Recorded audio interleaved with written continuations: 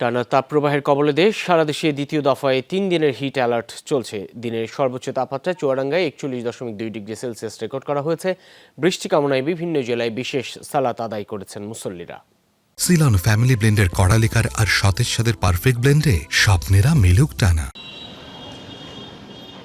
গ্রীষ্মের খরতাপে পুড়ছে শহরের পথঘাট, 40 ডিগ্রি ছাড়িয়েছে মহানগরীর পারদ। সারা দেশের উপর দিয়ে বয়ে যাওয়া মাঝারি থেকে তীব্র তাপ প্রবাহে বিপর্যস্ত জনজীবন। গরমে অতিষ্ঠ মানুষ সুযোগ পেলেই জিরিয়ে নিচ্ছেন গাছের ছায়ায়। ছুটে চলে আসছি নদীর ধারে গাছতলায়, একটু বসছি, বসে আবার যাচ্ছি, আবার গরম লেগে যাচ্ছে। রোডের মনে হচ্ছে যে সব গরমই মুখে এসে ঝালাস লাগছে।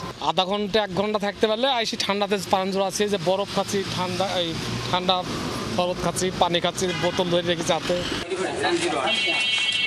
জরুরি প্রয়োজন ছাড়া খুব একটা বাইরে বের হচ্ছেন না কেউ। পেটের তাগিদে যারা সড়কে থাকছেন দিনভর, গরমে হাঁসফাঁস অবস্থা তাদের।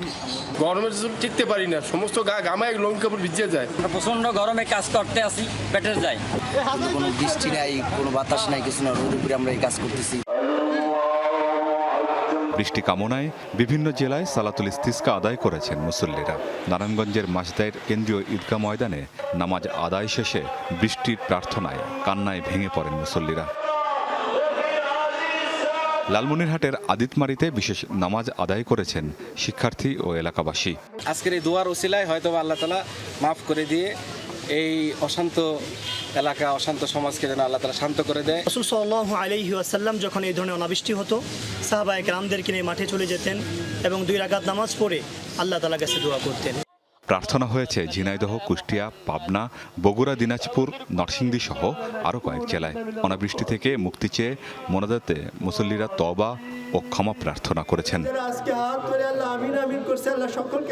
আমিন বাবু, যমুনা নিউজ।